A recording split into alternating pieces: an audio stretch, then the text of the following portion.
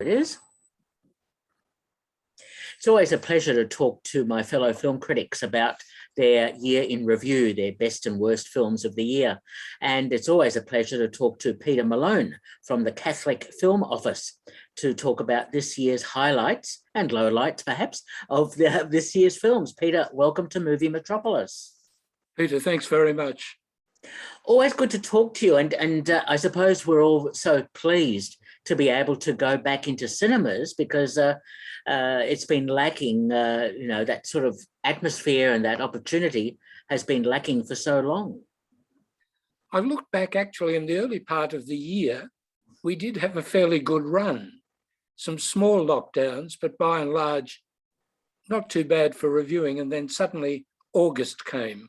Yes. And tried to catch up, hoping that films get re-released or released in Victoria. But I noticed that some of them are finding their way to Foxtel. Yes. So suddenly I'm catching up with Antlers on Foxtel, which I missed in the cinemas. Yes, yes. It's amazing how Foxtel and other streaming services have picked up so many films. And I suppose in some respects they will be premieres because we haven't been able to see them in cinemas in Melbourne. Well, in fact, I saw Free Guy on Foxtel before it was re-released after lockdown. So you never know. You never know. You never know. Anyway, we are back with a vengeance. So many films being released now. So, Peter, tell me about the year in review. What has been your highlights or your best films of the year? Well, I haven't got as great a many as I thought I would have. So I suppose you could say it's been an average kind of year or below average perhaps. However, I start with the beginning of the year when I was actually impressed by Nomadland. And then it got the Oscars, so that confirmed. I found a couple of people afterwards when it got all the hype and they're saying, oh, it wasn't that good. But I was glad to have seen it before everything else. And I found a different kind of story. I did enjoy Frances McDormand and the travelling and the various real nomads that she met. So, yes, I've put that on the list. Sure. Then we moved on, and my next one on my list, this is in terms of release, is The Father. So I was really impressed with Anthony Hopkins, but I think I was impressed by the writing of the film and the direction, because about 30 minutes in, I'm thinking to myself, I'm as bewildered as this character. Mm-hmm. And which meant then that I think that was what we were supposed to experience. So this is what dementia is like. This is the confusion. And I'm looking at this person and I think it's my daughter and it's actually the nurse. And am I in my room? So I thought it was very well written, very well directed. But yes. The experience of dementia for me made it a standout for the year.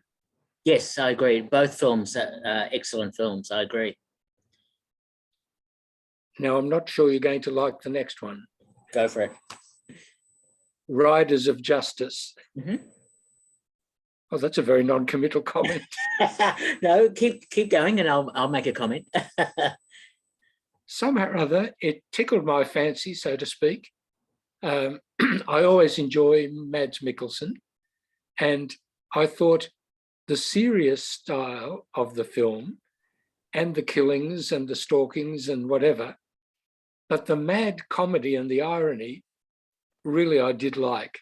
And somehow or other that combination, and I watched it on Vimeo link, so it wasn't in the cinema, but it was just that enjoyable personal reaction I had to watching it. Okay, no, look, I didn't mind the film at all. I thought that dovetailing of action drama and humour worked quite well. I just felt it became a little bit repetitive and over the top by the end, but nevertheless, it was okay. I liked it, and even those experts like the Three Stooges, I did like it. Yes. Sure. My next one. And I think it appealed to my sense of social justice. Mm-hmm. And I was really taken with Blue Bayou. Mm-hmm. and very disappointed to see that it hardly stayed in the cinemas. Yeah. So I don't know what I was expecting, but somehow or other that whole experience and the characters, and I do think that the director-actor really did a very good job. And I went into that story. He wasn't immediately likable. He also had his robberies in the past, so he wasn't an angel.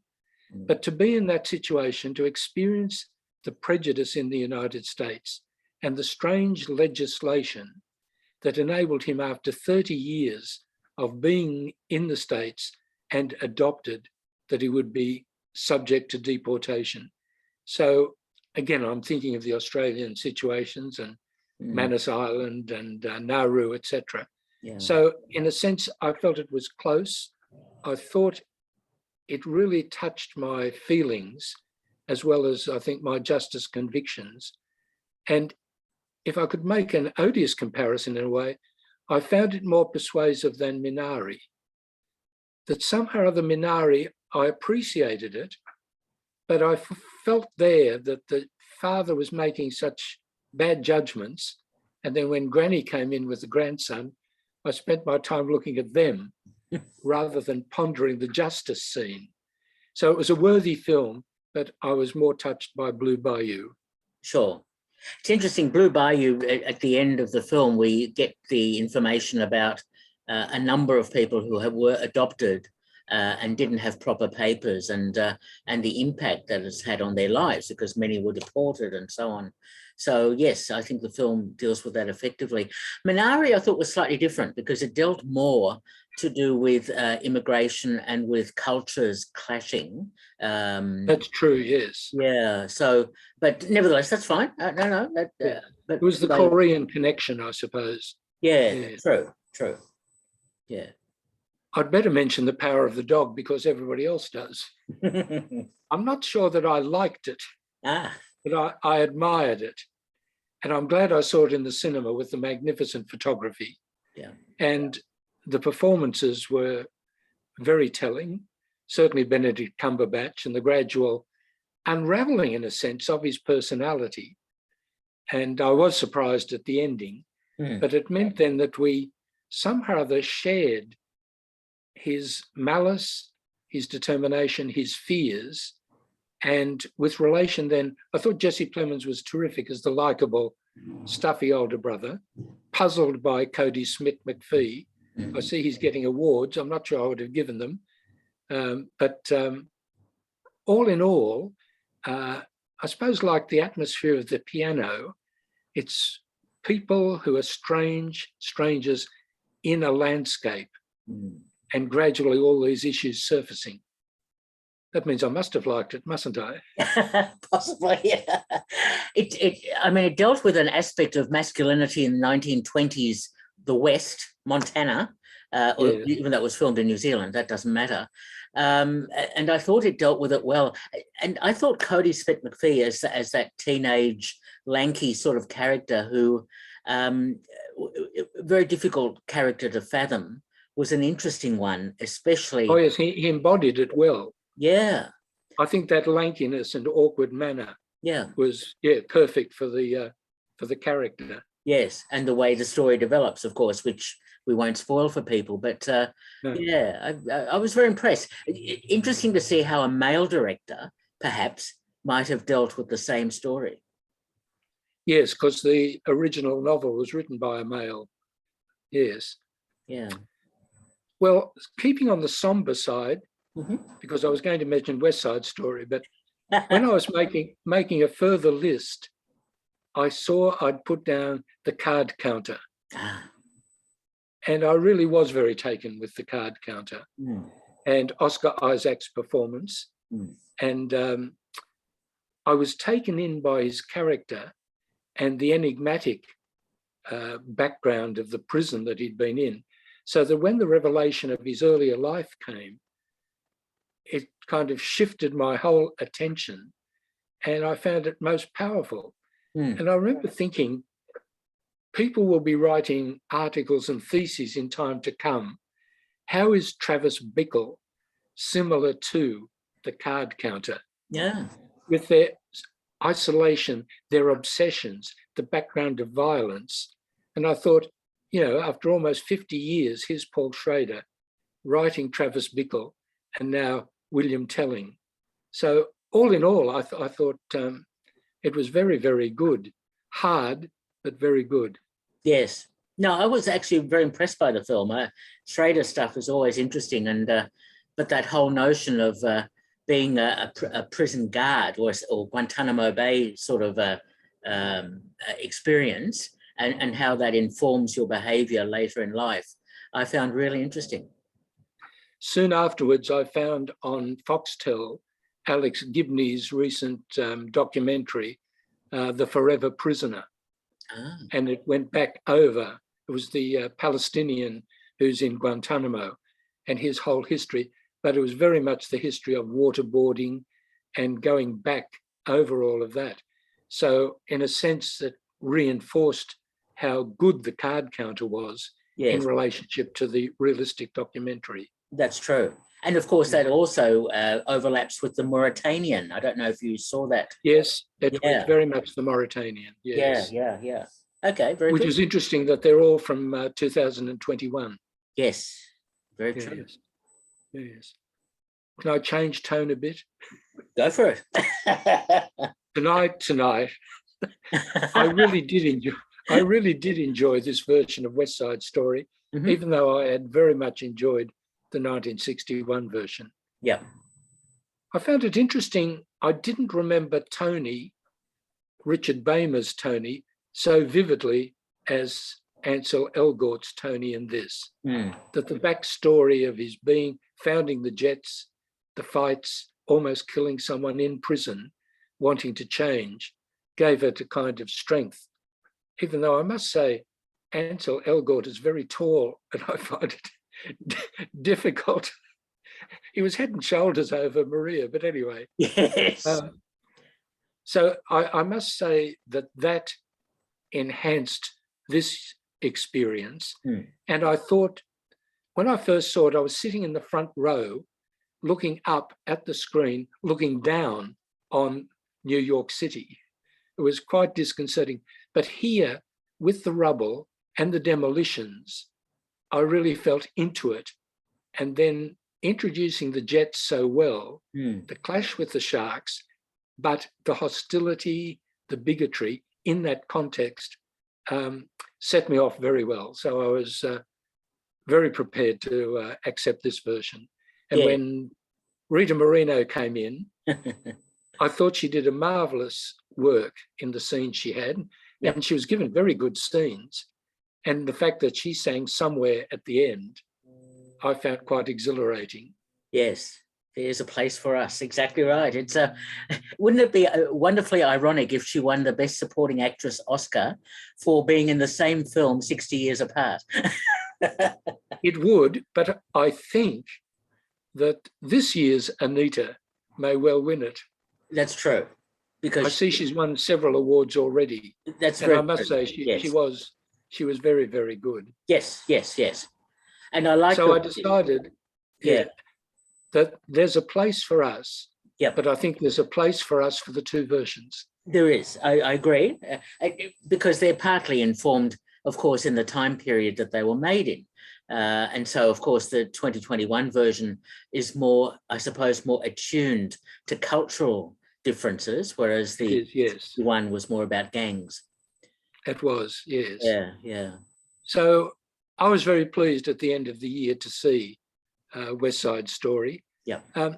Another small one that I'd just like to mention is 1 Second. I was Zhang Yimou, I have admired since the 80s and Raised the Red Lantern. Yes. And I really liked 1999, 2000, The Road Home, Not One Less. And I was less exhilarated by all the martial arts. A lot of them can do that. Yes. And he did it well. But this one, I felt, went back to the more simple story. I was back in the Cultural Revolution. I was out in the countryside. I was with the collective, all wanting to see the movies, even if you'd seen it 100 times before, and sang the patriotic songs, and wondering why the wandering man wanted so desperately to see the film. And the encounter with the orphan and the tangles, I was caught up by it. And yes, it's one of my enjoyable films of this year. So I thought I'd better give it a plug. Look, I agree with you. It's a lovely homage to cinema. I mean, somewhat reminiscent of Cinema Paradiso, but the whole notion of the past, regret, forgiveness, etc., which this film embodies, I think did it so well. But you probably know that in China, Zhang Yimou is a bit on the outer in terms of his political and social views. And so he finds it very difficult to make films. And 1 Second was withdrawn from the Berlinale in 2019 at the last minute. They said— Yes, I was there. You were there. Ready to see it. Exactly, due to technical reasons. And I think Yes. we know what that is subtext for, that China refused to endorse it. But yeah, anyway, so yes, excellent film. I agree with you. I've got two other ones. Sure. I don't know what I want to talk about them much, but one that impressed me, and it had Nicolas Cage, whom I just watched in Prisoner of the Ghostland. Yeah. Talk about manic imagination. Yeah. But that was Pig. Yes. That I thought, that's interesting. He's able to do a sensible role, control his mania, or direct it. It was there in such partly low-key story, but quite telling and intricate in its way of his past, his memories, his wife, his work as a chef, and the gangsters. Yes. And getting his pig back. Yes. So that was a surprise. And another one I'd like to mention, Peter, if I might. Yeah. And it went to Netflix, and that was Worth with Michael Keaton. Oh, yes, yes, yes. Now, that to me was a very decent film. Yes. I thought it's taking 9/11, it's looking at the human aspects of the survivors mourning their families and the government's issue of how to do the recompense. Yes. And that character that Michael Keaton played, challenged by Stanley Tucci to come to a more humane interviews with the people, that along with Blue Bayou, which I saw the same month, rather infused me about the power of cinema for social justice issues. So I'm glad. I really admired as well as enjoyed Worth. Again, I fully agree with you. It was an excellent film of a difficult story. So yeah, it was very well done. Actually, I did want to mention about streaming. Yes. I'd like to see all of Woody Allen's films, irrespective of truth or whatever of his background. I've always been rather wary of Mia Farrow, in fact. But anyhow, whatever it be. And then suddenly on Foxtel, there's A Rainy Day in New York. Yeah. And it was quite entertaining. Yes. Except there's Timothée Chalamet. After Don't Look Up, after Dune, after whatever else he's been in, he seems to be forever there. But I did enjoy A Rainy Day in New York. Yes. That was shot, I think, 3 years ago, if I'm not mistaken, because it took so long to reach Australia. And Woody has made a new film, which... he has, yes. There's one in waiting. Yes. So I wonder if we'll get to see it. Who knows? I better mention Australia, but mainly Nitram. Yep. And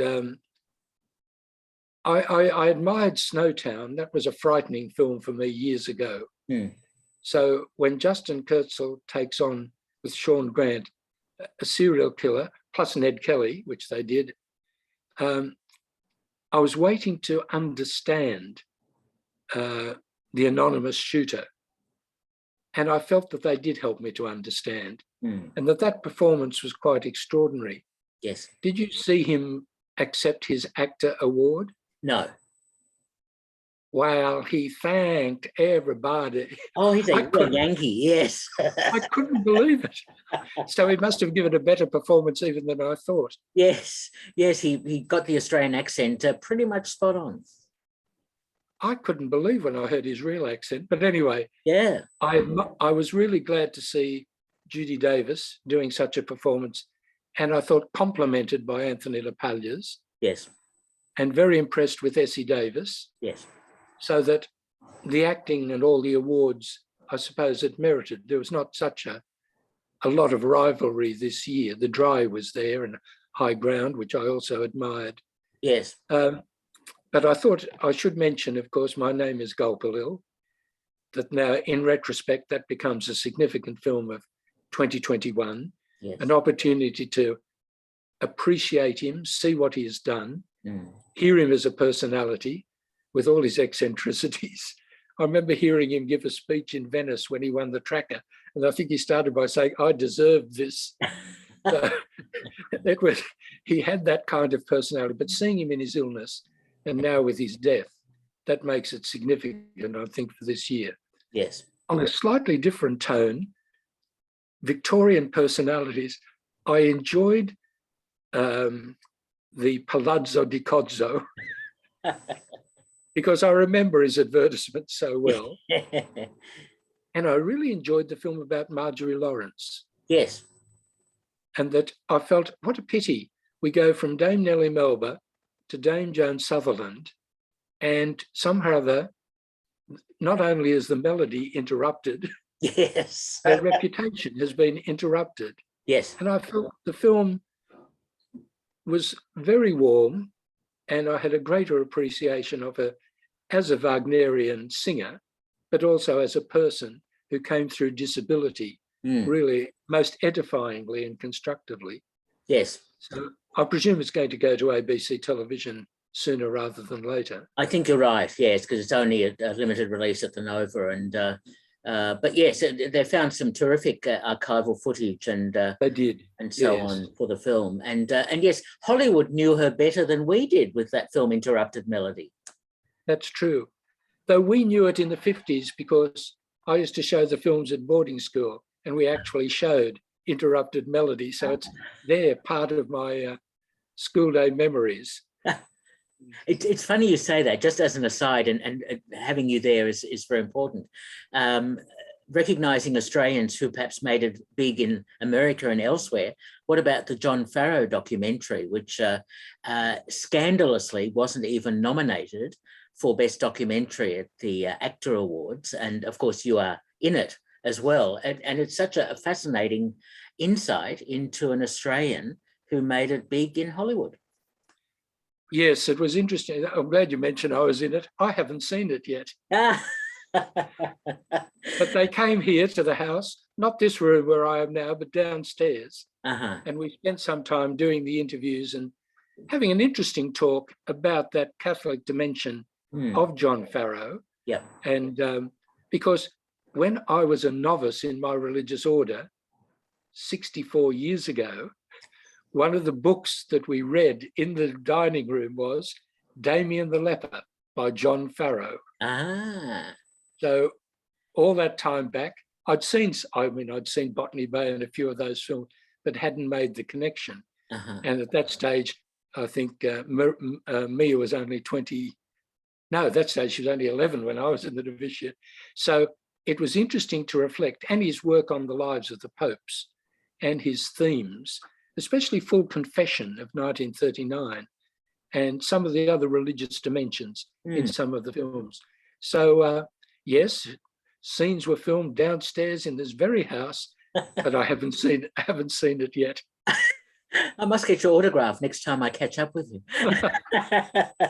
You could have had it yesterday, but anyway. That's very true. I could have resurrected a signature. I wanted to tell you, I had to duck out, but with all the mayhem, I thought I should put in my review, it was the mayhem tricks. I like that. Corny, but there you are. It works. Okay, back to your list. Do you want some of the ones I didn't like? Yes, please. War with Grandpa. Yeah. I don't have any children or grandchildren, but cheeky, obnoxious American children really don't do it for me.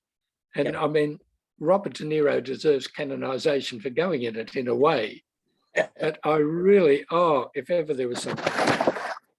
And the other one, that I was disappointed. I was prepared to like it, but really, I thought Halloween Kills really was killing off the franchise. Yeah. I know he's going to make another one, Yeah. perhaps in reparation, but that to me was really a very disappointing one. Yes. The other one that I didn't like, the big screen, was Suicide Squad. Ah. Didn't appeal to me at all. I couldn't tell you what. No, I mean the other one didn't either. But so I thought I'd put that on the list.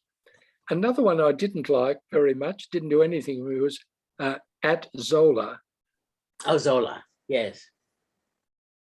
I really couldn't get into that at all, preparing to be sympathetic, but really I found, and Riley Keough I found especially off-putting, but anyway, so that went on the list. Yep. Venom was another one that didn't do it for me either. And don't know why. The first one didn't appeal so much, but I'm not against superheroes, of course. And I did see Spider-Man Far From Home yesterday. Yeah. And as it said, don't reveal the spoilers. And I'm glad I didn't hear anything about it, so that I was continually surprised and delighted. So no wonder it's made enough money. I presume the word of mouth has been very, very strong. So that was a surprise for me at the end of the year. Yes. But spoiled a bit by Venom coming in the credits sequence. But anyway, there you are. Yes. And to be a bit critical of a more upmarket film, French Exit didn't do it for me either. Okay. And I really haven't remembered it much, except that Michelle is mooning around, dying or something, and going to Paris. So, yes, yes, it didn't get to me. Okay. Yes, that's fine. That's fine. So that's more or less the list. Okay. I did like Red Notice, but I don't know whether you're supposed to say that or not. It's up to you. If you're the one who liked it, that's fine. I really liked it. I like Sally Field. I know you really love me, so I really loved Red Notice, and I did like Free Guy as well. So Free Guy wasn't bad. Red Notice. Ryan Reynolds. He's in my good books at the moment. Yes. Okay, fair enough. For me, Red Notice is a film desperately seeking a screenplay. Oh, I enjoyed the tricks. I think they made it up as they went along. That was all right, because let's go to Bali, let's go to a Russian prison, let's go to Cairo, let's be Indiana Jones. Yes, even if they made it up as they went along, they made it up well and tricked me right at the end. Yes. Okay. Fair enough. Peter. So we've gone from Nomadland and The Father. Yes. Through War with Grandpa. Yes. To Red Notice and other comedies. We have traversed the field. We certainly have. Excellent stuff. I'm just wondering, will I see you tomorrow at the Macbeth film? You will. Right. Excellent. Yes, I have to. I have what they call a corporal work of mercy to attend to in Werribee afterwards. So I will detour to Macbeth on the way. Okay. And that film we're talking about is Tragedy of Macbeth, which with Denzel Washington, which I'm looking forward to seeing. At 107 minutes of text. Who's counting? He's called it the Tragedy of Macbeth, so it's an abridged Shakespearean Macbeth. So it's just bubble double. Something wicked this way comes. Yeah, well, something wicked this way comes. I like it. We can go into film puns forever. Peter, as always, a pleasure talking to you. Thank you so much for that. And I'll see you at the movies. And Peter Malone, thanks again. And thanks for giving me the opportunity to say aloud what I've been thinking about the films. So thank you, Peter. My pleasure. Always happy to do that. Thanks a lot, Peter. All the best. Bye. Okay. Bye-bye.